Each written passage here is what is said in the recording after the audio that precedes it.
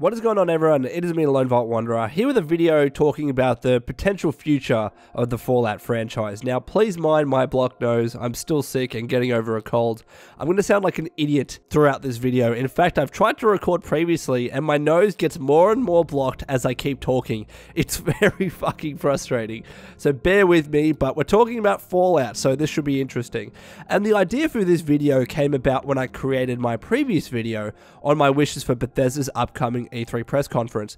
And in that video I said how I wanted Bethesda to give an indication as to whether the Fallout IP is going to be given to another external third-party developer moving forward to create another Fallout spin-off game, because if that wasn't the case and Fallout games are only ever developed by BGS or Bethesda Game Studios, then it's unlikely that within the next 10 years that we're going to see another Fallout game, Fallout 5, from Bethesda Game Studios, which is crazy. Like, 10 years is a long time. We didn't have to wait long from Fallout 3 to Fallout New Vegas. So that was my wish. That was my hope. And then that got me thinking, well, who would create another Fallout spin-off game? Who would be the best development studio to do that? Now, I know a bunch of you are probably screaming at me right now saying, Obsidian, Lone, fucking Obsidian, you stupid Aussie. But let's taper down those expectations just a little bit. So last year, Chris Avellone, who worked on Fallout New Vegas, he also worked on Fallout 2, but he worked on New Vegas while he was at Obsidian Entertainment, and he left Obsidian to just do freelancing work. Interestingly, he's also working on Prey 2, which is a fun fact. But he left Obsidian, and he's made some comments in the past about how he thinks it's unlikely that Obsidian will ever get their hands on the Fallout IP again to create another Fallout game, New Vegas 2, another separate spin-off, etc. In fact, he tweeted out the following in relation to a discussion on Fallout New Vegas, where he said, "Oh, it'll be fine, but I don't think Fallout will go beyond Bethesda again, and certainly not to Obsidian."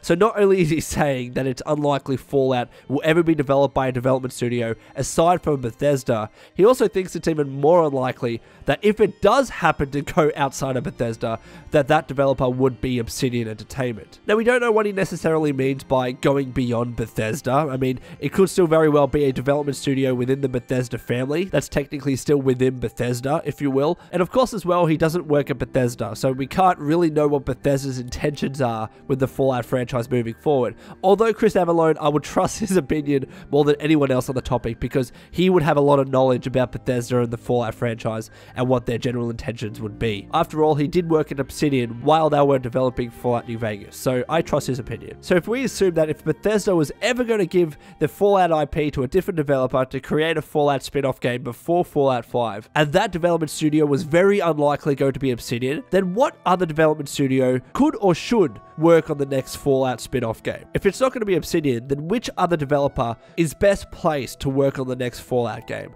And that's the question, that's the discussion I'm going to pose to all of you to debate in the comments below. If you had to choose one game developer to work on the next Fallout game, to work on a Fallout spin-off game, who would that developer be, and give reasons why? Now, I'm sure that many of the answers are going to be CD Projekt Red, because Witcher 3 was very successful, and it's also an open world game too. But as much as I'm going to be shamed for saying this, I haven't played Witcher 3 much. I've played like 10 hours of it, so I'm not really that knowledgeable to be talking about Witcher 3 and CD Projekt Red, and why that would be a good fit for the Fallout franchise. So I want to be leaving that to other people to talk about in the comments below. Instead, I wanted to suggest a different development studio that I think could really create a great Fallout spin-off game such as New Vegas. And that development studio is 4A Games. Now, if you don't know who 4A Games is, they are the developers behind the Metro series. So Metro 2033, Metro Last Light, and also the Redux or the remastered versions. 4A Games created the Metro franchise. Those games are based on a novel, mind you, but they still created the video games behind it. And before I get into the reasons why I think 4A Games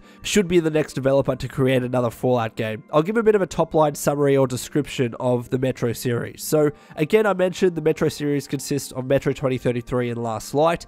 They're single-player FPS games, and they're set in a post-apocalyptic Moscow, Russia, after a nuclear war. Sounds very similar to Fallout, mind you. The games focus on survival and stealth, and most of your time is spent in Moscow's metro system, as the above ground is full of radiation and deadly monsters, mutated enemies, etc.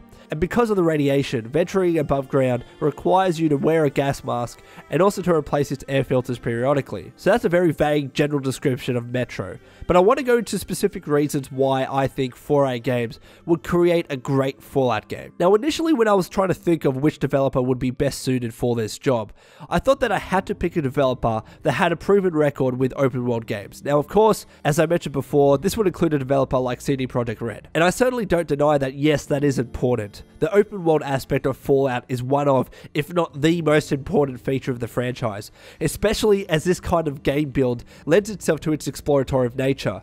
And of course, the Metro games are not open world in the slightest. There is some aspect of exploration in the games, but they're still very much linear with set levels, with set chapters, and it's not really open world. Some exploration, but it's more closed world. But this doesn't mean, in my opinion, that just because the 4A team has really never worked on an open world game before, that they're not capable of creating an open world game if they were given the chance to do so. And especially with Fallout, I think the games that they previously developed in the form of Metro fit really nicely with the Fallout franchise for the following reasons. First of all, an equally important aspect to the Fallout franchise as its open world nature is its post-apocalyptic theme. Now, 4A Games absolutely nailed the post-apocalyptic aspect of the Metro games. So from the setting to the atmosphere, to the eerily beautiful visuals, to the constant need to scavenge for items and ammo, to fighting off mutated monsters, and always ensuring that you have enough air filters to keep you alive and breathing throughout the radiated world. Playing Metro really does make you feel like you're in a world that's just been ravaged by nuclear war. While the games do have their problems in other areas, they certainly nailed the post-apocalyptic aspect. Now, of course, Fallout is slightly different to Metro in that regard. Fallout's not really meant to be this kind of gritty survival game that places its post-apocalyptic theme above everything else. And if you've played Metro, you'll know what I mean. They're more serious games. They really focus on the survival aspect because it's a post-apocalyptic world. However, Fallout doesn't necessarily do that. It is a theme that still underpins the game, such as, for example, when you have to stay away from irradiated areas unless you have a radiation suit or a healthy supply of Red X and run away, and also defending yourself against mutated ghouls, deathclaws, and other mutated enemies. And of course, just the general setting and story of the Fallout franchise being set in a post-apocalyptic United States. It's not quite the same as Metro, but I think there are enough similarities there that would enable 4A Games to bring over everything that they did with Metro and apply it to Fallout while still kind of keeping true to Fallout. Also as well, 4A Games with the Metro series proved themselves to create a game that has relatively solid FPS gunplay. And that too, of course, is a crucial component with Fallout. And say what you want about Fallout 4, one aspect where it certainly did improve compared to previous Fallout games was its gunplay and its shooting mechanic. Fallout 4 actually felt like a proper FPS compared to Fallout 3 and compared to Fallout New Vegas. Even though New Vegas added iron sights, it still felt clunky, it still felt very rigid. However, Fallout 4 improved upon that, and similarly, 4A Games improved upon the gunplay in Metro from 2033 to Last Light. 2033 was also as well kind of clunky. The gunplay wasn't as great as it could have been, and they improved upon that in Last Light. Now, of course, there's still space for 4A Games to improve its shooting mechanic in the Metro series, but overall, especially Last Light, it still felt like a solid shooter, and I believe the gunplay is good enough to lend itself nicely to the Fallout franchise. And also as well, the Metro games feature weapon customization. It's certainly not as fleshed out as Fallout 4's customization is, but there's still a nice array of guns, most of which can be modded with different parts including scopes, barrels, and magazines. And lastly, I think a point that many Fallout fans will empathize with, and agree with perhaps anyways, but the Metro games are just fantastically looking games. They really are. The visuals in those games are stunning. From the dark, wet underground metros to the sometimes sunny, above-ground post-nuclear Moscow. If we could have these kinds of graphics and these kinds of looks and visuals in the next Fallout games, I'm sure many Fallout fans would be pleased, because one of the criticisms with Fallout 4 is that even though it's still vastly improved from Skyrim and New Vegas and Fallout 3, people still believed it could have looked a lot better than what it did. And perhaps 4A Games, because they've been able to make Metro look so good, can come over to the Fallout franchise and help improve its visuals.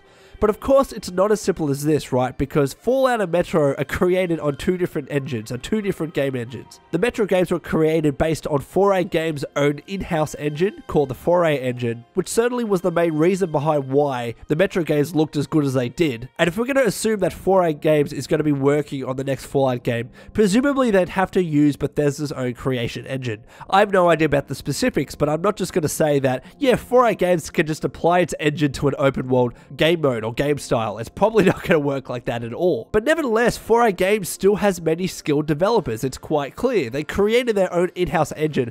I believe it was based on a previous engine, but they still worked on it in-house. And they created this awesome looking game in the form of Metro, and they further improved on it in the Redux versions. I mean, if you actually look at the comparisons between the original Metro games and the Redux versions, it's night and day. It looks absolutely phenomenal. And my argument is that because of their skills and because of their knowledge, the developers behind 4A Games could lend those skills to further improving Fallout's creation engine, and to have the next Fallout spin-off game to look even better than Fallout 4 did. After all, BGS itself improved the creation engine from Skyrim to its current state. That's why Fallout 4 looks better than what Skyrim did. And 4A Games could even facilitate that further, lend its knowledge, and help make the creation engine even better to develop an even better looking Fallout game. So anyways, Wastanders, those are my reasons why I think 4A Games would be a perfect fit for the Fallout franchise. I doubt it's going to happen. This is more of a fun, speculative discussion video. But let me know again in the comments below. Give me your favorite developer that you would really want to work on the next Fallout spin-off game. I look forward to seeing your answers. Thank you for putting up for my block nose. It's just gotten worse, hasn't it? It really fucking has.